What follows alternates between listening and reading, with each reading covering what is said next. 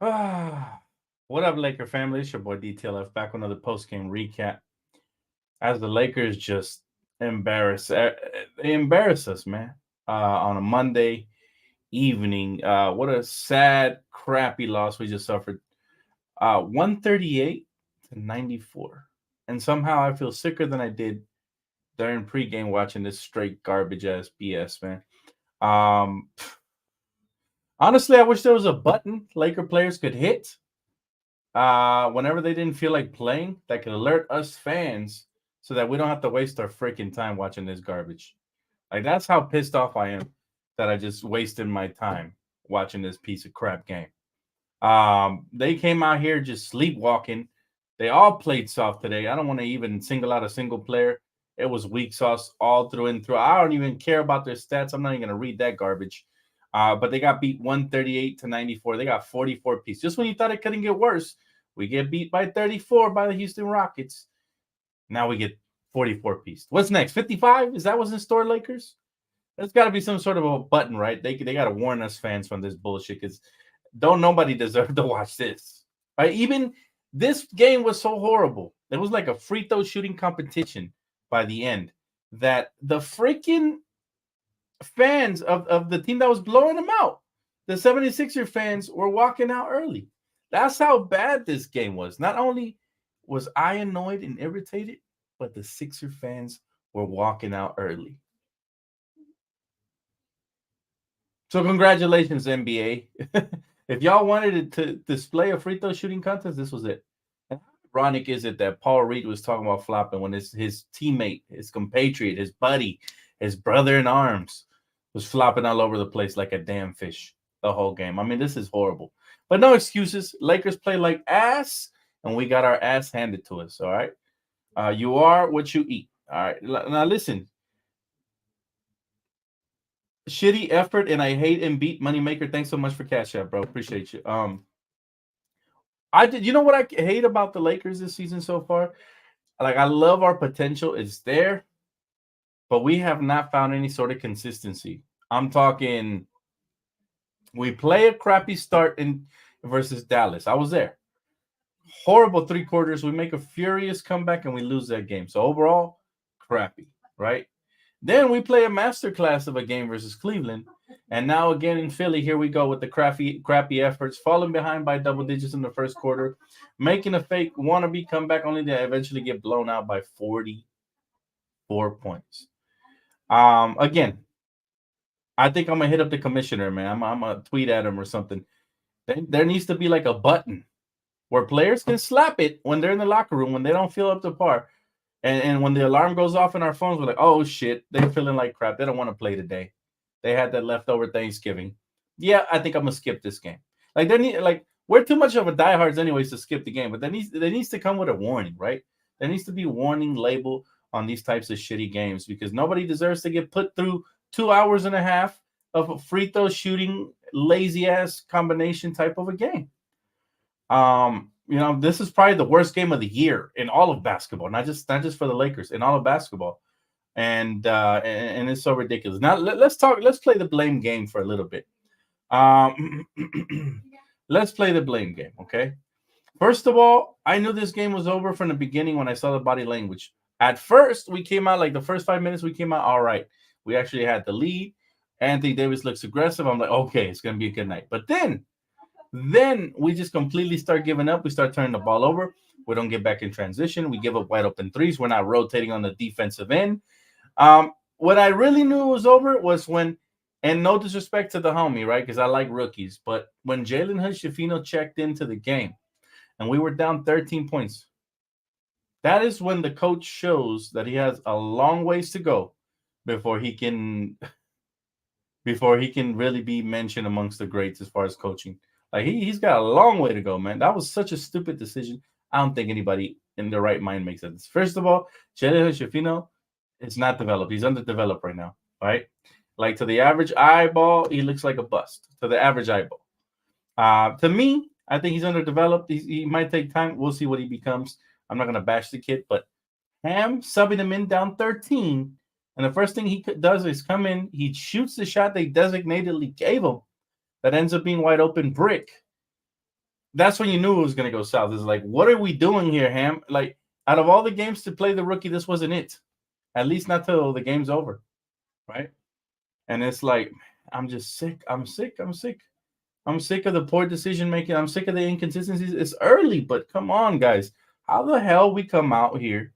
We play like crap in LA versus Dallas.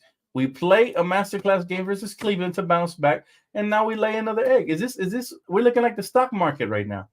We cannot steadily keep climbing up. What is going on? Right? Forget about the stats. I don't even listen. I don't even want to mention the stats when we get blown out by 44. All I will say is that not a single Laker reached the 20-point mark. Not a single Laker. Not a single Laker reached the 20-point mark. Meanwhile, their two stars combined for 61. Well, that's all I'm going to say. That's the difference in the game. We go as our stars go. And I'm not blaming them for this loss, but everybody has to get with the program. Austin Reeves was playing like crap. D'Angelo Russell, what the fuck happened? Where's the ice in your veins? It's been like 5 games I've been waiting for this guy to wake his punk ass up, and I don't know what's going on. He's starting to get on my bad side now, right? I'm a very patient fan, but this is the type of effort that I shouldn't be ranting when I'm sick. I'm sick, ladies and gentlemen. I'm over here ranting, fam. This is like the rated G version of how I really feel because I don't have the energy to truly overexert myself. But it's like, come on, man. Come on. I'm not going to read the individual stats. Shitty ass game. Waste of time. Now, check this out, though. What I will tell you is the team stats. We shot 7 for 28. That's 25% from beyond the arc. Okay, 25%. We gave up 15 offensive rebounds. We got to solve that. We're not doing a very good job. We might have to trade for another big man, one that we can start next to AD and one that actually can help do some of the dirty work because AD's getting battered around, like a pinball in there. Okay. So we gave up 15 offensive rebounds. We get our rebounded in total by 16, 48 to 32. Okay. They had 33 assists to our 24. They had 11 steals to our 3. They had 5 turnovers to our 17. Talk about one category you don't want to win. We whooped in that category. It's just absolutely ridiculous. And we gave up every open shot imaginable to mankind. That's all I got to say about this game tonight. That is it. A shitty game. Again, there needs to be some sort of warning sign that comes with these type of games. Yeah, the refs are atrocious, but the Lakers really set the tone on that because if we don't let them get in our head and we just play through this shit, we can win games. We've demonstrated it. I agree that the refs are absolutely atrocious, but like I said, nobody was in the 20-point range, right? Talk to me. You guys said let's talk some trades, Dan. Shoot them at me, and I'll just respectfully decline or accept if I'm the GM. I guess I don't have the energy, man. But yeah, Maxey was cooking. Max Christie, man, everybody was cooking it. All of us, to be honest with you. Nobody played defense. Today, nobody played defense. Nobody. They were walking in the paint, getting whatever they want. Heck, the third stringers came in and looked better than our starting lineup tonight. That's how bad it was. D'Lo needs to be traded. He always gets cooked on defense. I'm starting to believe it, fam.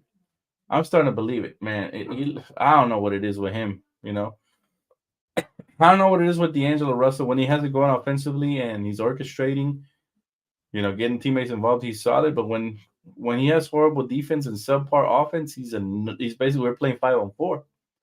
That's why I've been had players like Marcus Smart on my radar. My guy said Levine and Caruso for D'Lo, Rui, and Jalen Shafino. I'd do that in a heartbeat.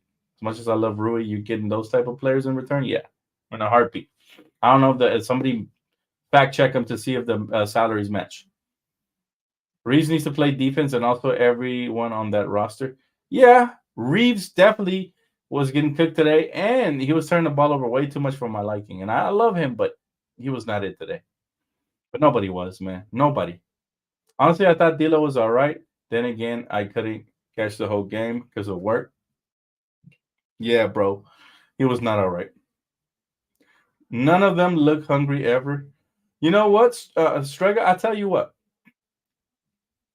Like I said, the Lakers look like the stock market. They're up and down. There's no steady incline. I mean, we did win 6 out of 10, but the last 3 games, I don't like the way we look. I don't like the slow starts. I don't like a lot of things the Lakers are doing. Defensively, we're over helping, doubling guys we shouldn't be doubling. I think Stu Lance said it best when he was on the broadcast today. He said the guys shouldn't be doubling anybody when Joel Embiid is not on the floor, right? Like, why are we doubling? And look what happens. Giving up open shots. They built up that lead even when Joel was off the. And you know what else pissed me off a lot? They had 2 fouls on Joel Embiid with like 5 minutes to go in that first quarter. And what do? We give it to our least aggressive player to attack the rim, D'Lo. He blows a layup. Next possession, we shoot a 3. The next possession, guess who shoots a 3? Jackson Hayes shoots a corner 3. Nobody who should be going at him is going at him, right? Nobody who should be going is going at him. And we got Jackson Hayes shooting corner 3s. That's what pisses me off about the low basketball IQ Lakers. When they play like that, bro, like I said, there has to be some sort of a warning that comes with that shit because it's utter ridiculousness, man. My guy said, I was convinced we'd have a solid Reeves game tonight. I was dead wrong. Man, nobody showed up today, brother. Even though at first it looked like AD was about to set the table. At first it looked like that. All right, the first couple of possessions, but then we started going away from it. We started settling, and it all went south. Moneymaker says, what do you think of Embiid's flopping? It's ridiculous, man. I mean, I've never liked his or Harden's flopping style of play, which is why I thought everything was, so I was like, are we in the Matrix? What is going on? Paul Reed criticizing AD as a flopper. That's something they have called AD soft. They have called them brittle. They have called this man a Disney, but I ain't never heard nobody call this man a flopper. So this is why this came out of left field completely, and took me by surprise, especially when you're playing with the biggest flopper at that position, the center, in Joel Embiid. So that's how I feel about that. He's talented, of course, skill set, gotta love it. But boy, it is hard to watch when he's getting every call and he's flailing his body around. He could even hurt people the way he throws himself around. So you hate to see it. The Lakers should trade with the Blazers. Brogdon and Grant give you 20 plus and real good defensive players. Levine and Caruso are okay, but for the 2 players the Bulls want, 2 first, no thank you. If those 2 players you mentioned, Kevin, are up for grabs, I'd be down with it. I like both the players you mentioned. I've always wanted Grant on the Lakers. The problem is, rumor has it he didn't want to play a lesser role. Now he's got the payday, so now he might want to take a backseat in order to win. Not exactly sure how that's going to work. But, man, it's just games like these just take so much out of me, bro. It's like they shouldn't happen, right? These are professionals, and they're coming out here sleepwalking. 138-94? We couldn't even get to 100 points, and we gave up damn near 140. Almost an all-star game score is what you gave up. Come on, guys. You're better than this. You're for sure better than this. Lakers, you let me down tremendously tonight. I needed a pick-me-up. I'm feeling sick here. Now I was bored at home. I hate sitting at home doing nothing. It's my least favorite thing to do. I love to be productive, but when you're sick, your hands are tied. So you look forward all day to this damn Laker game, thinking you're going to get something, to cheer about, something to excite you. And lo and behold, I couldn't wait for it to be over by the end of the first half. All right, Lakers really played just a shitty brand of basketball.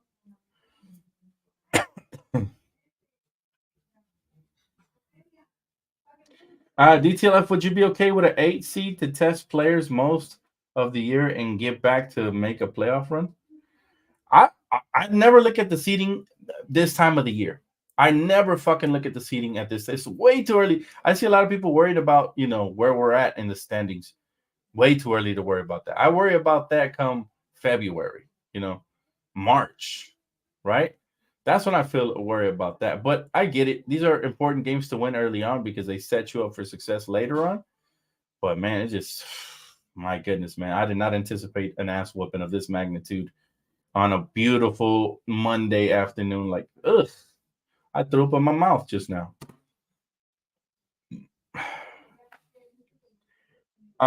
These Lakers have been tough to watch a lot this year. It's just they're not firing on all cylinders like we thought they would, man, with the awesome roster we had, partially because of the injuries, but the other part is effort, man, because when they give the effort, they are a blast, right? Obviously, they're our favorite team no matter what we're going to watch. But when they give true effort and they get out here and play like their life depends on it, it's a wonderful thing to watch. I love it. And when we come out like tonight and we look anemic and we don't look poised, and it's like, what are we doing? The Lakers played how I feel today, sick and weak. That's how they play. Yeah, bro, me too. Dan, at least you look fly in the Court Kings t-shirt. That's right, baby. Go grab your Court Kings merch. Y'all know what it is. Cyber Monday, 50% off, man. Go cop it right now. 50% off. Buy one, give one 50%. My bad. With free shipping, and make sure you use promo code Cyber Monday. You know we giving the people the deals, fam. And again, we are very grateful for all of you guys who have participated in purchases and have become a part of the Court Kings family. You guys are royalty. So much love to y'all, man. You guys always cheer us up, and that little ping sound it's a pick me up for sure. So we appreciate y'all, man. Thank y'all.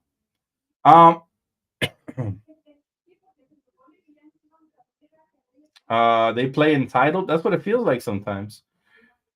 Darvin Ham is a jive ass turkey. Link does not like Darvin Ham. I feel you, bro. Like Darvin has been one of the bottom half coaches of the league, meaning he's not in the top 15. So that means he's in the bottom 15 as of right now. Hopefully he climbs up, but I don't even want to rank him. I'm just telling you. I'm just telling you right now. That's right, Mom, but that's right. Dan Darvingham he doesn't call timeouts, and he has no offensive gameplay and running zone against shooting teams. Yeah, that zone is crazy, man.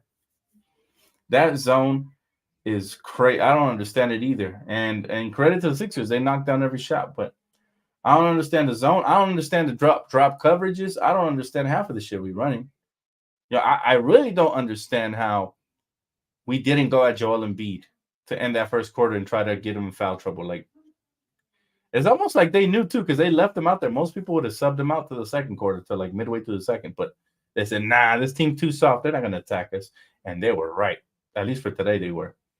Katrina said, Dan, get better. Praying for you. Our Lakers need to stop playing up and down roller coaster basketball. Tricks are for kids. I love that.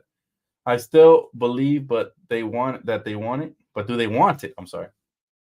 Hope they figure it out in time. They are men. Thank you so much, Katrina. I appreciate the love. You know what? The Lakers will figure it out. I'm pissed off because they put us through a 44-point thrashing that really shouldn't have happened tonight. Like we got abolished. This is embarrassing, and I want to see these players really get embarrassed and come back with a sense of urgency like we did when we got embarrassed versus Houston. But it's just, I don't like inconsistent basketball. It's my least favorite, right? We're not boxing out. We're not doing the little things we need to be winning. Limiting turnovers. 17 is way too much, especially on the road.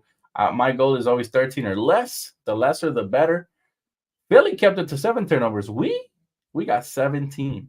We got 10 more turnovers than them. That is a surefire way to lose a game.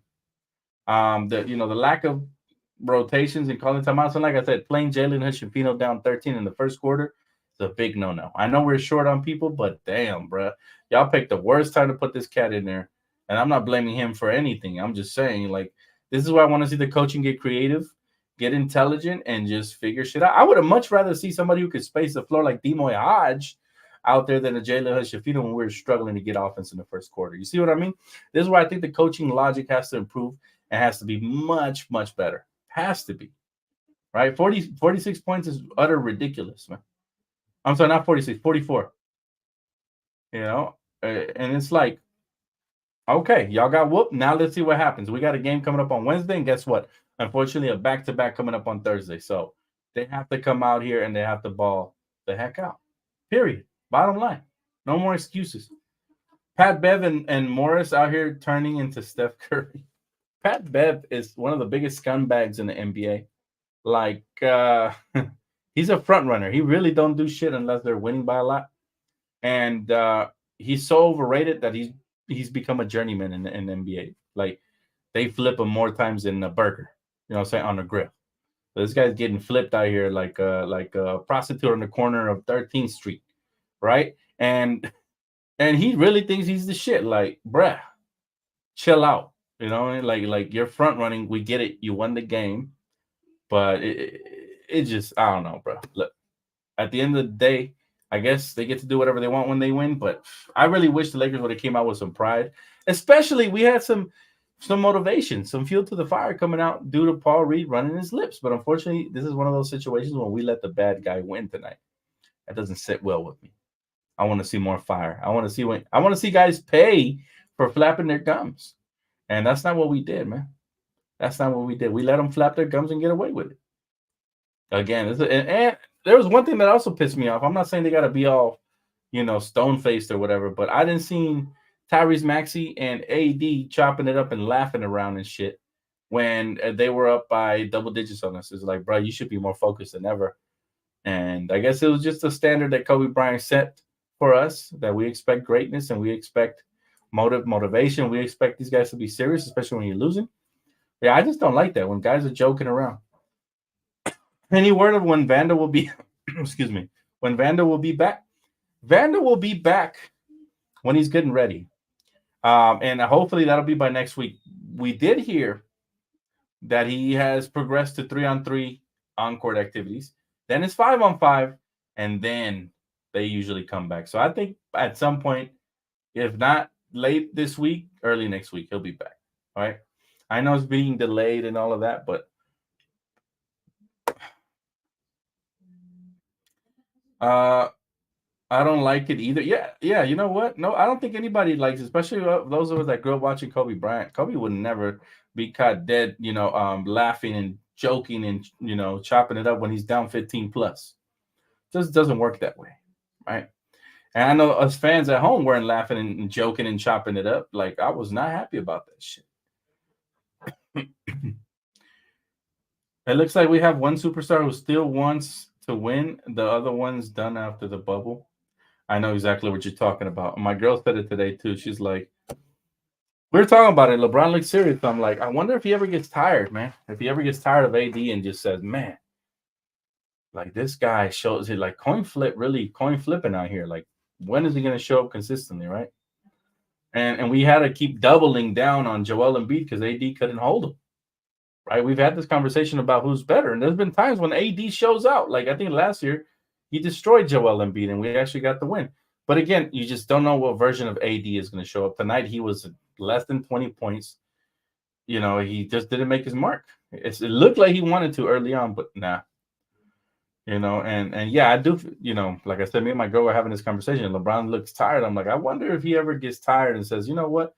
Why am I doing this shit? I could be at home chilling with my children, enjoying the billions and billions of dollars that I've made and still making, and just relaxing. Instead, I'm dealing with this bullshit on the road in the East Coast when I could be out west. You know what I'm saying? Like, I don't know. I do wonder if he ever wonders that, and what's going to happen in the future. But damn, it is discouraging, man. Again, we don't know what version of this team period is going to show up. This whole team is a coin flip at this point.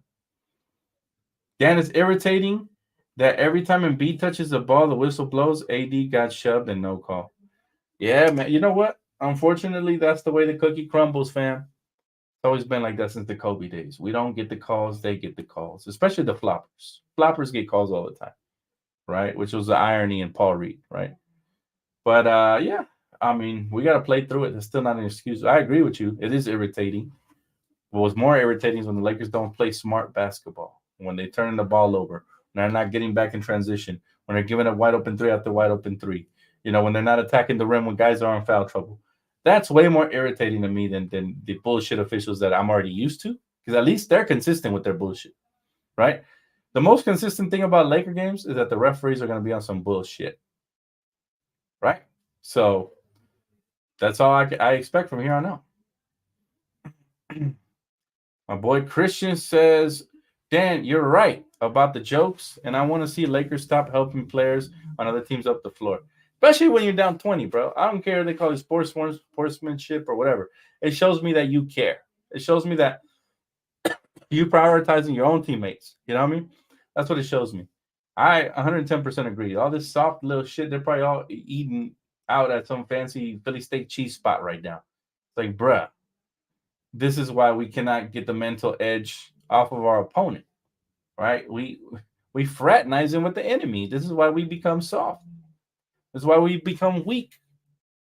You know what I mean? Like there shouldn't be none of that. That's cool in the off season. Do whatever you want. You know what I'm saying? If y'all want to go on a banana boat cruise in the off season, go for it. We've seen it done before. But during the season, I want these guys to want to take each other's head off, man. Straight up. Straight. I don't care what nobody said. That's what I want. You know?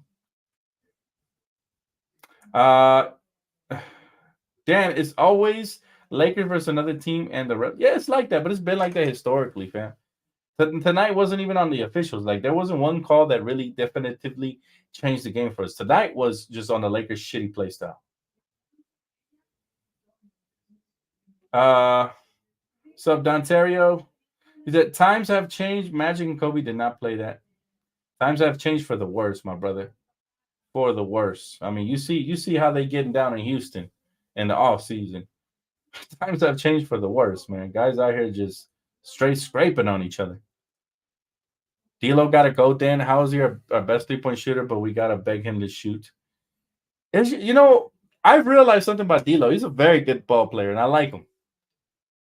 But when he's going up against guys that are shifty and speedy, he's going to get cooked. And then on the defensive end, anybody who can play defense, it's probably going to clamp him up, just like in the Denver series. This is what I'm starting to realize with him.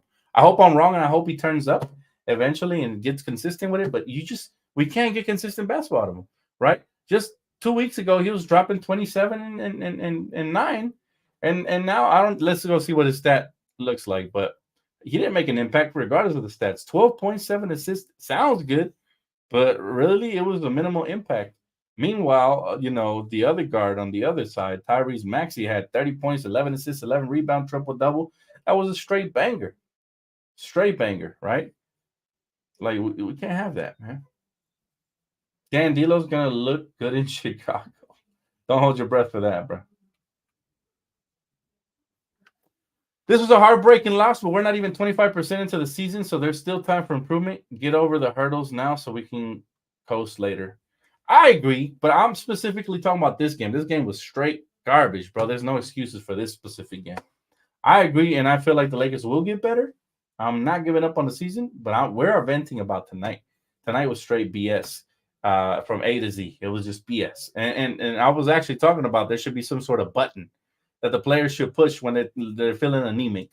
That way, we fans don't waste our time with this bullshit because this is a straight robbery. 44-point beatdown.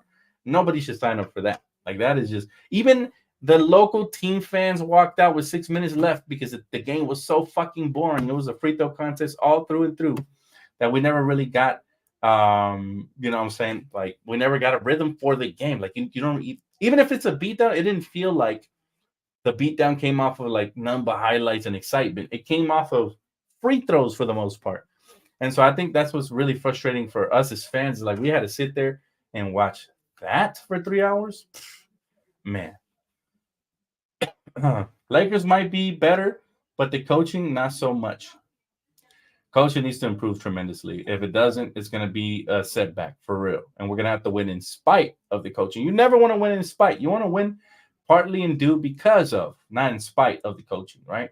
You don't want it to be in one of those ankle weight balls, right? You don't want it to be one of those things. You want to be something that propels you forward. And again, the coaching has been on and off. The lack of timeout calling and the rotations, I hated seeing. And I love rookies, nothing against them, but I hated seeing Jalen Hood-Schifino when we're down 13 in the first quarter. That was a big no-no for me, especially because he hadn't gotten any reps. Why are you throwing him into the fire when you're down 13, right? You're like, not me, but the casual fan is going to criticize and say, oh, he's the reason we lost. Once he shot that 3, it was over. No, you don't want to set up your rookies like that. For a rookie like him, you want to throw him in slowly, right? Whether it's when you have a double-digit lead for a couple minutes, you want to spell some minutes for your lead guard, or whether the game is already out of hand in your favor, preferably, and you're up 20-plus points. Those are the minutes you want to let him get his feet wet with, right? Once he shows you a little bit more, you reward him with those crucial in-game moments. At least that's the way other players have had to come through with it, right? I like Jalen Hood. He shows a lot of potential, but he hasn't showed the jump shot consistently. So he's not going to give you that when you throw him out there down 13. He hasn't showed elite defense consistently, so he's not going to give you that, right? So we got to pick and choose when you throw them out there. And I think this is when he shows his pedigree as a head coach. It's like, why are you making these decisions at the wrong times? Right? Just don't understand it. Lakers need another center. I am starting to believe that because much as I like Christian Wood and as much as I like Jackson Hayes, I don't think they're being played properly in their roles. Right? So if not, go out and grab yourself somebody you could potentially start with AD so he doesn't get battered around like a pinball in the pinball machine when we go up against these big lineups with guys like Joel Embiid. You need somebody who can come and do the dirty work. I'm kind of shocked they didn't bring back Tristan. I think Tristan would have gave you some good minutes here on a night like tonight. I'm not saying Tristan would have locked up Joel because Joel's elite offensively, but I'm saying he could have gave you some minutes here to spell some extra energy for AD, and maybe he gets off.